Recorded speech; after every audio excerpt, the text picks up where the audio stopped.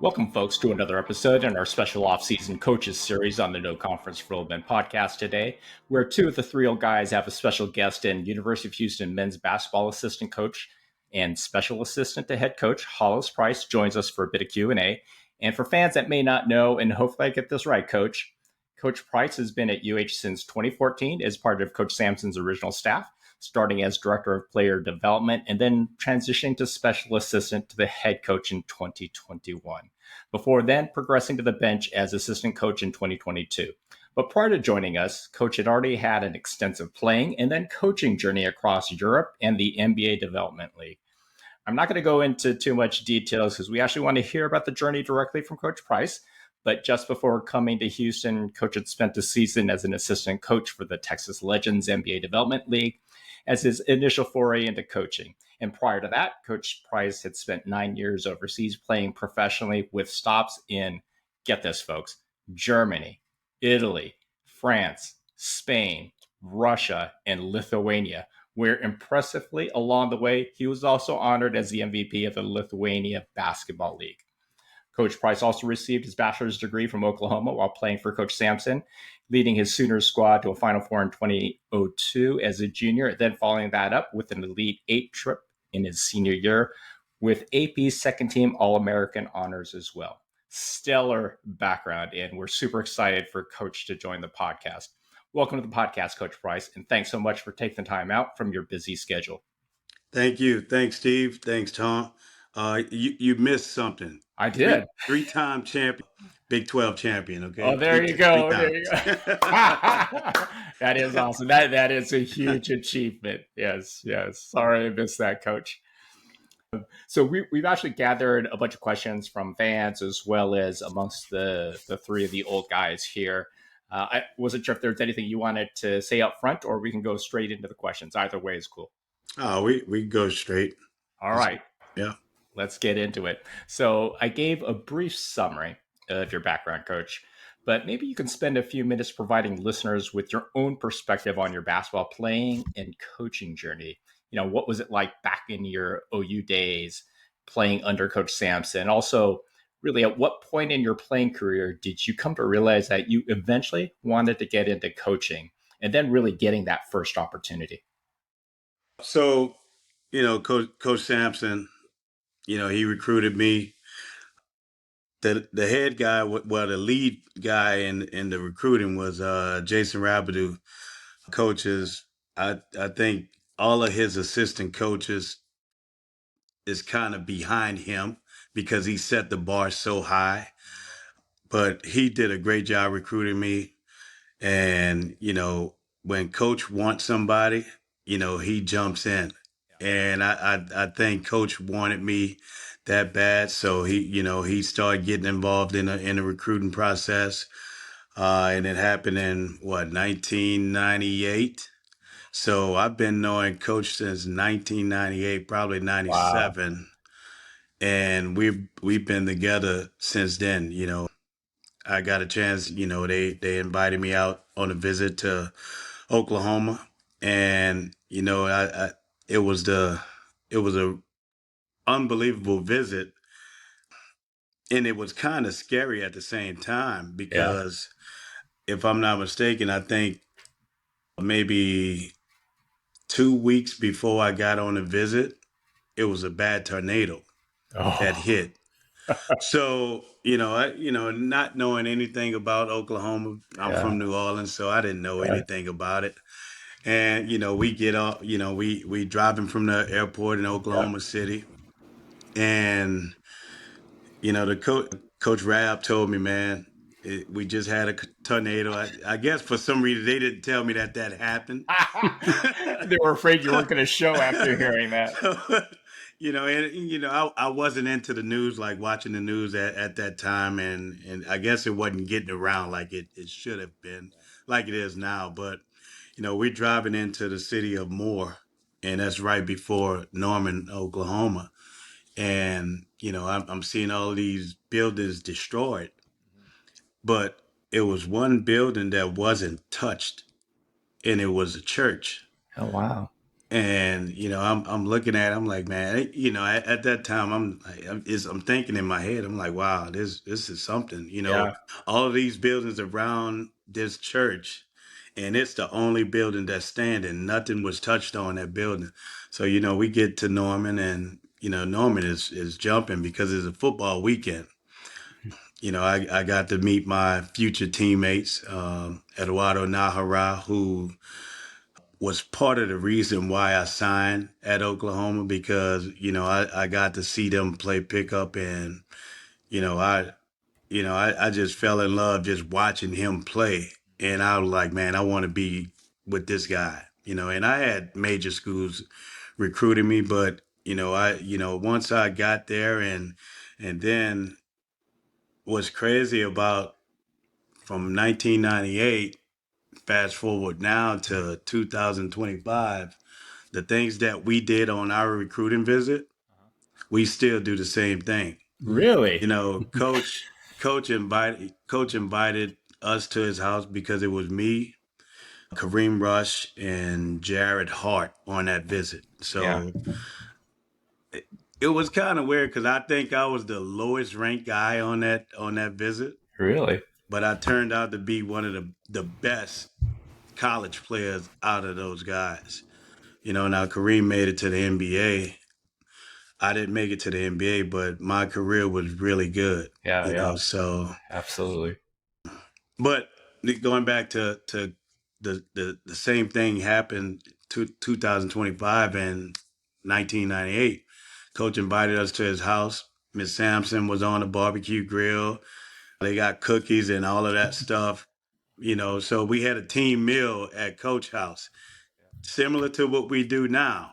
You know, we do the same thing now on our visits here when these guys come in town. So, that when Coach talk about, the culture never change and all of that stuff, this been going on since I've been, Wow. since I went on a visit, and that's way in 1998. So it's been a blessing, just to continue be involved in basketball, and be involved, and it showed that I chose the right coach, because 20 something years later I'm still with him. Yeah. And not too many college players can say that they are working with the guy that recruited them, and now you're learning from one of the greatest coaches this game has seen. It's I'm in awe every day, just watching him do what he do. Yeah. He's 70 years old, Yeah. and he still have that same pop Yeah. from 99, Yeah. my freshman year. So, when he say do something, and the guys, they pout and stuff, I'm like, yo, I've been through the same thing that you're going through. So I know, I know exactly what you're going through. Yeah. I've been there, and I probably had it a little harder than y'all, because my freshman year, I was all over the place, Yeah. but I try to make my mark with Yeah. everything that I was doing, and I think I did at the University of Oklahoma. Yeah. So during that time, I guess at what point in your playing career did you realize that, hey, maybe this coaching thing is for you as well? I would say probably my junior year. Oh, pretty early. Holy Yeah, I would cow. say my junior year. Because when you're in it, when you're in basketball, you're not thinking about you're going to be a coach or not. Right. You're thinking, I'm thinking Playing. about, I'm Yeah. thinking about playing. I'm thinking about that I'm going to make the NBA, and Yep. make money and play for a long time. Yeah. Yeah, I'm not thinking forward, but I had a few injuries, but I've never had an injury during the season. I had injuries in the off season, so I had a lot of time to reflect on, because I couldn't work on my game in the summertime. So I had a lot of time to reflect. and I only had one season that I was able to work on my game, and that was my freshman year. Every off season, I had an injury that set me out for multiple months, maybe 5, 6 months. So that set me back. But I had time to reflect, and I'm like, man, if I can be half the coach that coach is, and the way that he motivates the guys and get guys to play how hard they play for him, then I think I could be a good coach. Because when I came out, I thought I was playing hard until I saw my sophomore year. Okay. So you don't know until, and I tell these guys now, you don't know until you really go through it. Hmm. My freshman year, I thought I competed hard. I started for coach as a freshman, but my sophomore year, I saw, oh wow, I am playing a lot harder than what I thought I could play, Okay. and I credit coach for that 100% because I thought I was playing hard, but there's another level. Yeah. There's your level of playing hard, and it's Coach Sampson level of playing hard. There's no in between where you can go. It's only Sampson Yeah. and your level. Yeah. To get on the court, you got to play at his level. So, Nice. I found a way. I gave in, Yep. and I got to his level, and that was the best thing that happened for me. Yeah, that's awesome. And then I believe you got your first coaching job through Nahara. Was that Nahara, coach? Yeah. it So how was. did that come about? So you'd finished playing, right? Yeah, I finished playing, and so I got cut from a team. This was 2012. Came home. I went to Oklahoma. I don't remember what it was for, and Nahara was there. Oh, I'm tripping. I know what it was. I- It was I graduated. I went back and graduated. So Okay. I don't Okay. know how I can Nice. forget that. So so Ed was there for some reason. I forget why he was there, and he was the coach at with the Legends. Yep. And this was 2012. And I asked him, I was like, Ed, I was interested in coaching.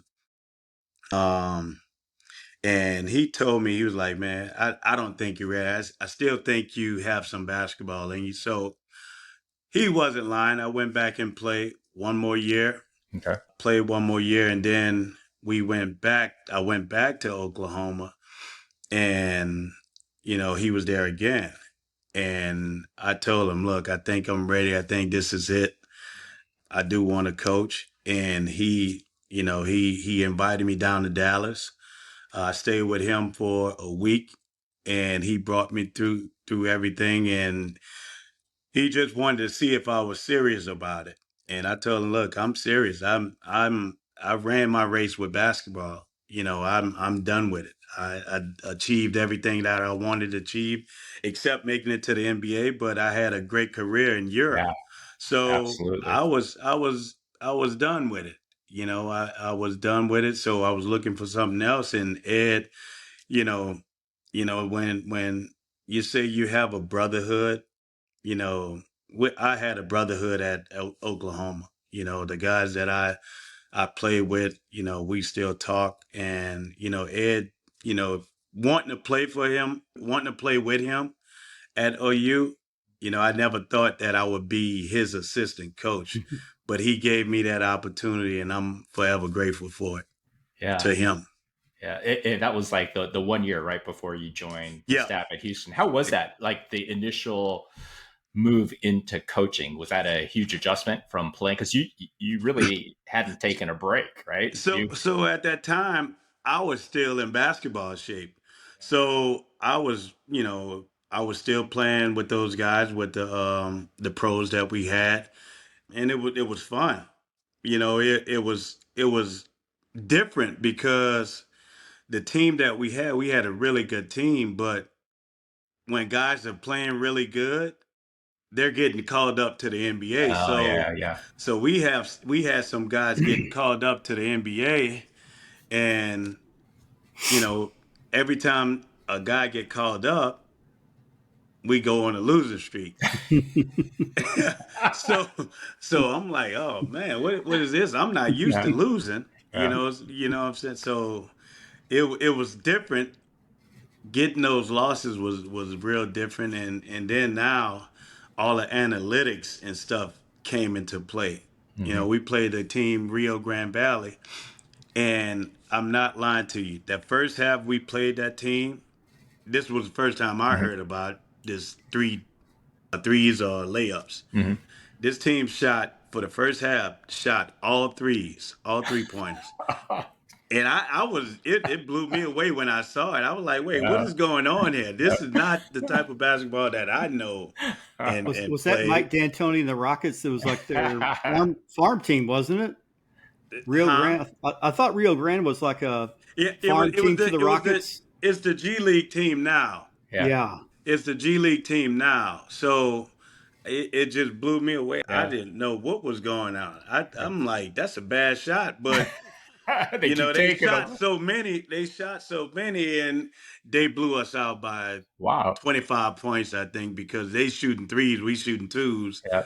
and that changed my mind about everything once I got into that. Wow. Wow. So, you were obviously part of the original team when Coach Sampson came on board. All the hardcore fans and ourselves as well, right? Obviously know what a critical part in building everything from scratch that you've been a part of here with Coach Sampson. But I'd say the casual fan may not be as aware of your specific role with the team. And obviously, we know it's evolved over time since you've been here. But maybe if you can spend a few minutes and at least give a high level idea of what it meant initially to be the director for player development, as well as what does it mean to be the special assistant to Coach Sampson? So, you know, when we first got here, we couldn't give a ticket away and people come to the game. Coach, I know y'all probably seen the videos on social media of Yeah, Coach walking through yeah, with the megaphone there. campus with the megaphone and Yep. going to classes. I was in the back somewhere passing out passing out little trinkets, trying to get people to come, passing out tickets, trying to get people to come to the game.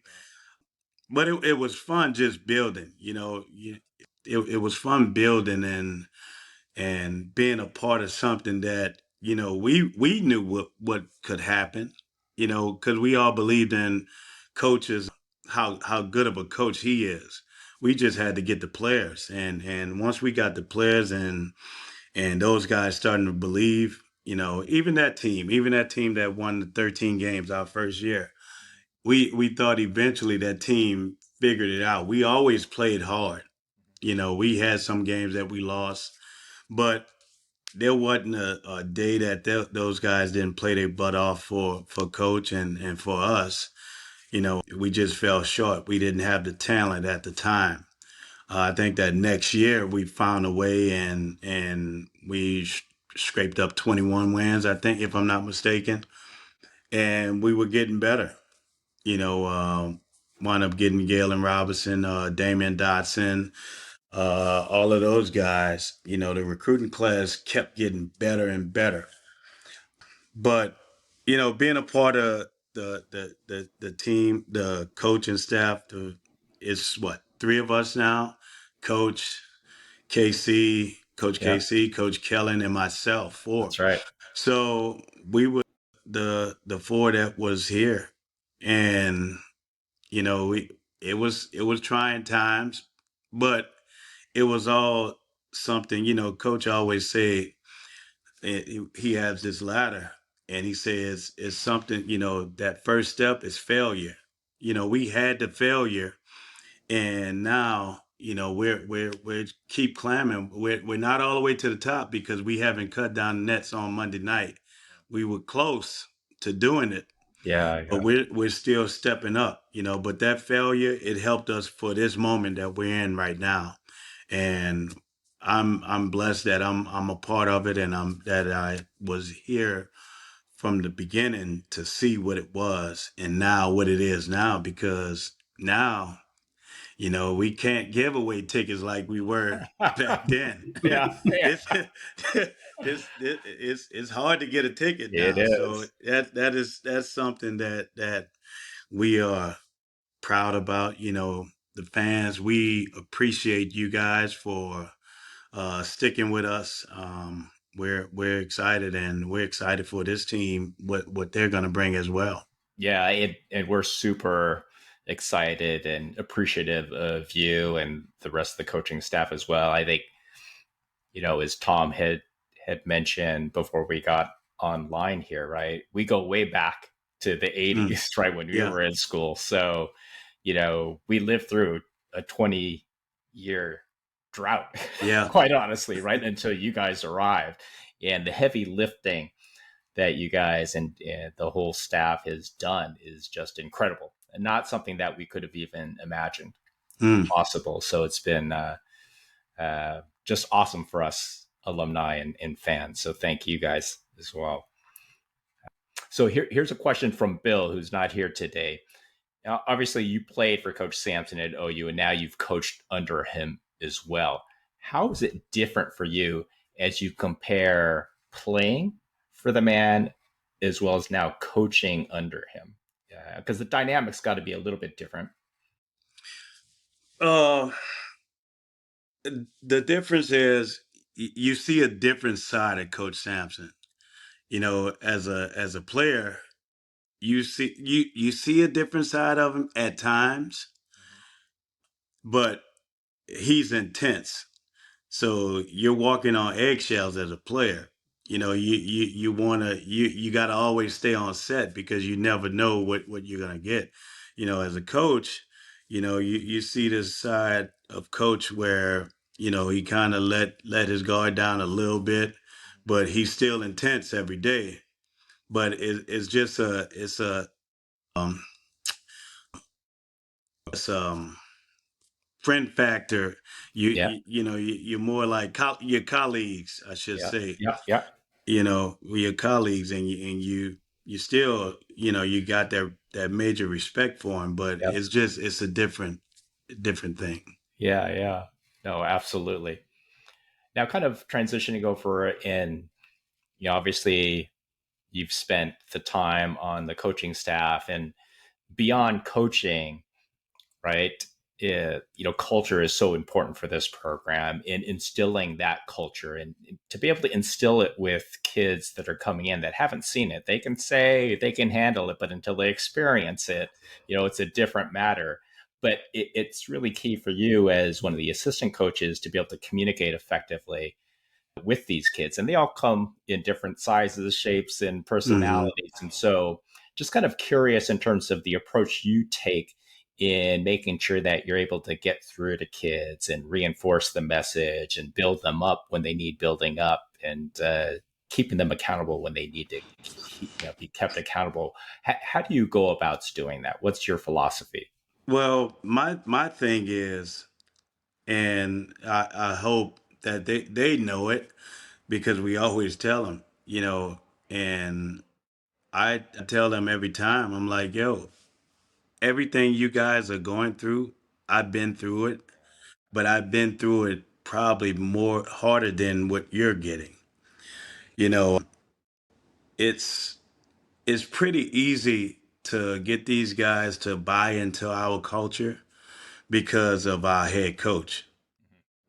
Coach Sampson, it starts with him. We're just here to kind of help him out a little bit, but he gives us the right to get on these guys and keep them going straight, and he give us the confidence to do that. And I don't know what other coaches how they practices are either, but I know how Coach Sampson run his practice, and I know what he want. So it's easy for me to get these guys right because I know exactly what he want, and I know how he want it done. So, you know, it's gonna be his way or the highway. And he tell you that in a different kind of way Yeah. than what I'm saying.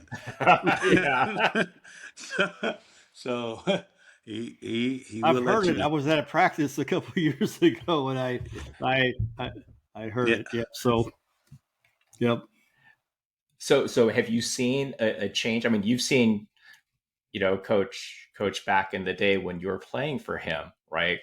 Quite a while ago. And is he really taking the exact same approach in the here and now with the kids today? He does.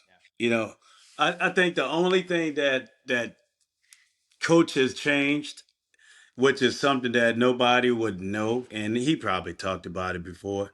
The only thing that changed because he was a big walker. So he always, and we have a treadmill. We have a treadmill in our video room now. That's right. But coach was a walker, and every time, I would go to this is after class or something, he's getting ready. He's on a treadmill, watching film of who knows what he was watching film, what game it was. I'm getting ready to go to the floor, and he's in there. You hear a noise blasting or whatever, and I just peek in there, and I know he got this little red.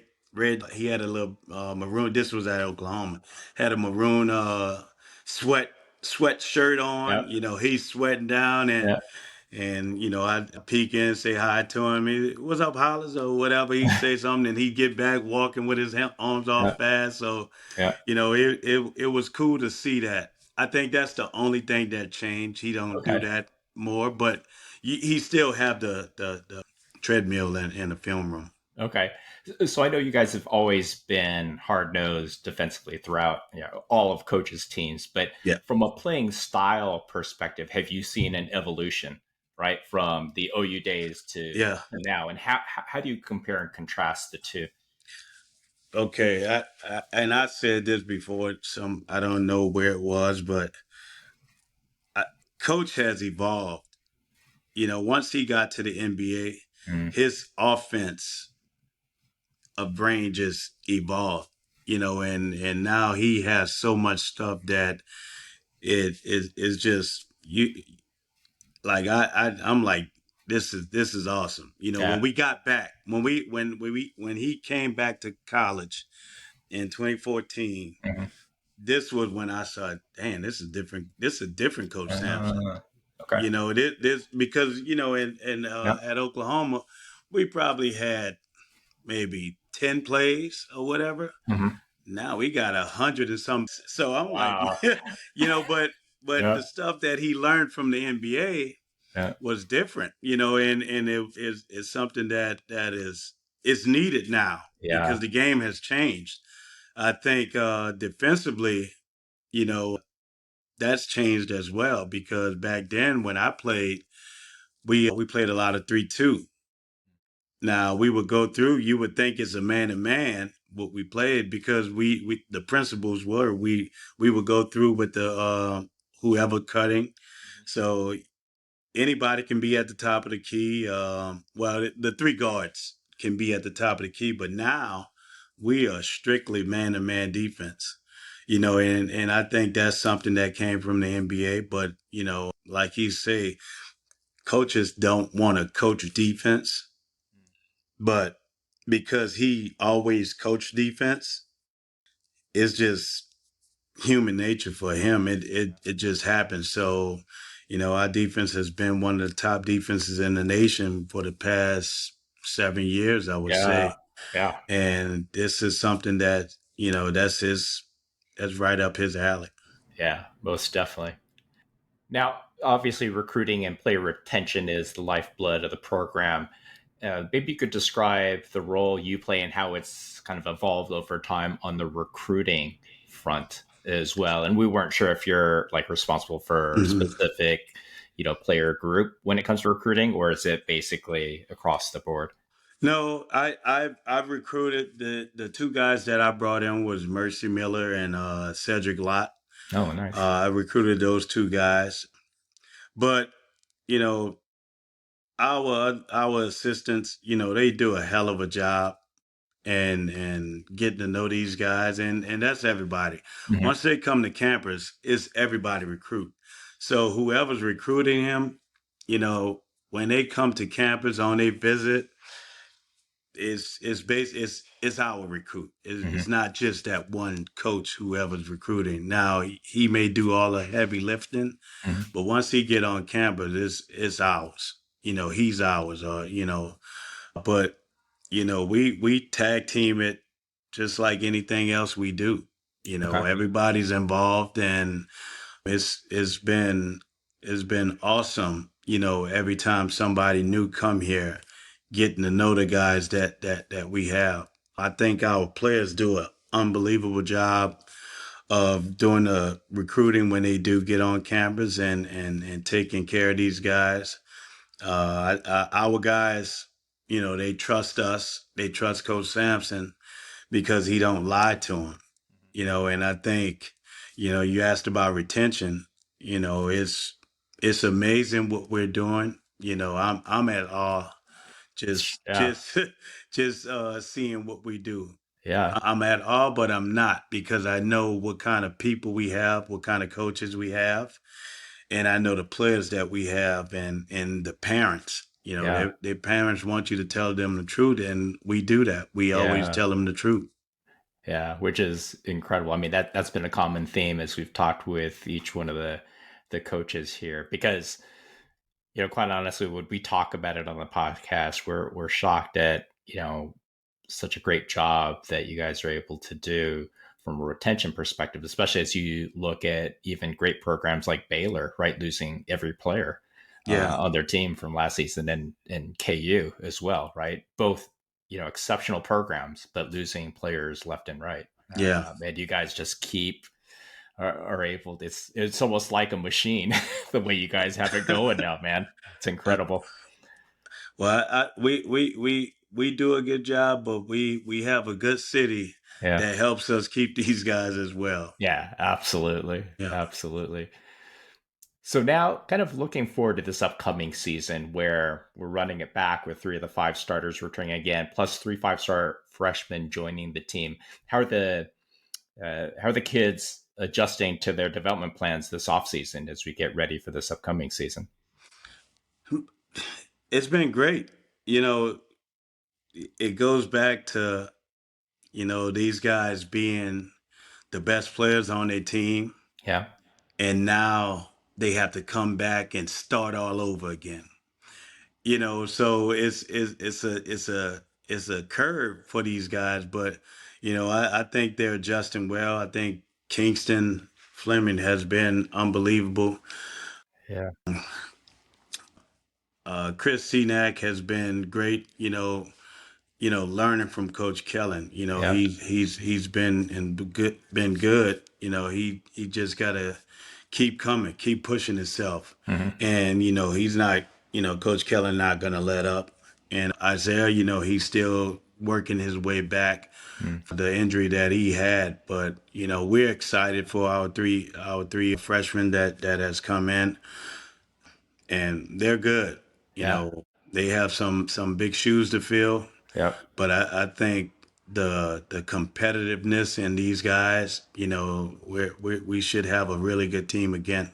Yeah. And now that you're on the bench, is there a particular position group that you've got responsibility for? Yeah, I'm in charge of the guards now.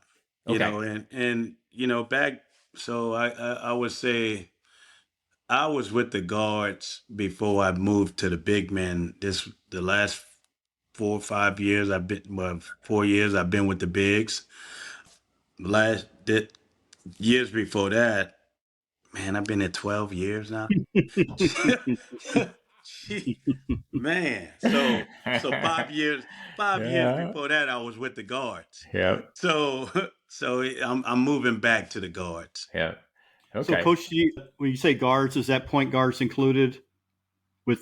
Yes, yes. All Okay, the guards, other guards. I'm in charge of those guys. Yeah. Okay, Okay.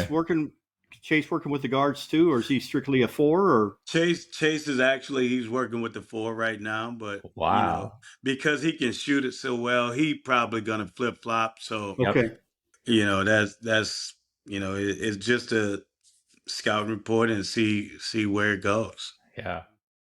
No, that's exciting. I mean, especially this upcoming season with all the new pieces that you've got and the returning kids. It's got to be fun during the off season with all. It's like a puzzle as you're trying Yeah. to put together potential lineups and schemes. And that's what's great. Like you say, the puzzle. Yeah, We've been putting puzzles together, puzzle pieces together the last few years, 6 years, because we lose 4 guys every year, it seemed yeah, like, yeah. but we just keep getting better and better. Hopefully, we could continue to do that same thing. Yeah, I mean, we were talking with the other coaches as well. I think the other thing that has really struck us as we've followed the team, obviously huge success, as you put it, right, over the course of the last decade, right? Yeah. But with different level or caliber of kids coming through each year, you guys have elevated in terms of the caliber of kids that you're bringing in. And so right now you've got even more skilled players, right? Either faster, right? Better shooters, right? Longer. It's got to be really exciting each year because it's a fresh group of kids coming through that you guys get to mold. Yeah, well, I don't know about the shooting yet. but I do know that last year team they had some unbelievable shooters. We had Yeah. 3 guys, 4 guys in 40%, Yep. 40+%. So, Yeah. we have some things to work on. I think Oh, we're gonna get there, yeah. but we're gonna be okay. Yeah. Yeah. No, we're looking forward to it. I think that's all the question or prepared questions that we had. Tom, I don't know if you had anything else that you wanted to ask Coach. Nothing in particular. I think Coach did a great job of Yeah. answering every question that we had. Yeah, thank you so much. I wasn't sure if there's anything else, Coach, that you wanted to mention or highlight. No, it's up to y'all. All right, so I've got one more fun question from Bill. Okay, I've Oh, got one. go ahead. Where could you see yourself in 10 years? In Oh other yeah, words, yeah, good what are your question. shooting goals, Coach? Eventually, what level would you like to be at? I thought my goal was to, possibly be coaching in the NBA, but it's so funny how the NBA is turning things, things are changing. You can be the coach of the year one year, and then all of a sudden in the You're NBA, fired. you're out of there. Yeah, That was the exactly. Nuggets coach, wasn't it? Yeah. Yeah, Yeah, so it's it's crazy. just weird to Yeah, see that, to see a coach win a championship and then a year later you're out of there. Yeah, You the know, I NBA, it's easier to fire the coach than fire 12 players. That's I'm excited. I'm excited yeah. where I am now.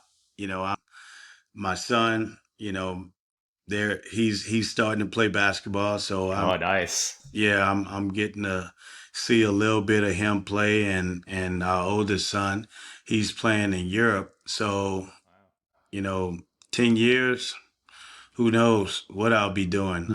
Yeah. Hopefully winning some more games and winning a few championships in those 10 years. Nice, nice. So, Bill, who wasn't able to make it today, he had a question for you, and he posed this question to Coach Goldwire. All right. And so it's basically who's the better player on the staff, you or Coach Goldwire? Okay, look, I'm the better player. But if we're gonna play right now, he Yeah. would beat me right now because I tore my Achilles last year. So, but who knows? I Yeah. don't know. Maybe I'll beat him. I don't know. Nice. Hey, no, Nah, that was but awesome. Thank you so much for the time, Coach. It was a real pleasure. And again, we're really grateful for you to be part of the staff. It's been an incredible ride, and we're looking forward to this next upcoming season as well. thank you, Steve. Yeah. Thanks, Tom. All Yep. right. Yep. You're welcome. Uh, so that's it for this episode 58 of the No Conference for Old Men podcast. Hope you all enjoyed it. And again, would really appreciate it if folks would follow, subscribe, or collect our podcast depending on your podcast platform of choice. We are also available via the Republic of Football podcast feed from the folks at Dave Campbell's Texas Football as their only basketball-centric podcast, or at the GoCoogs.com website for those that prefer to digest the content that way. We appreciate the continued support from all, and please give us a follow on our Twitter account, No Conference for Old Men. And again, we are all in our monthly cadence now during the offseason, but please stay tuned as we're working to get some additional guests on before the basketball season kicks off. So please be on the lookout to download and listen as the next episode drops. Take care, everyone.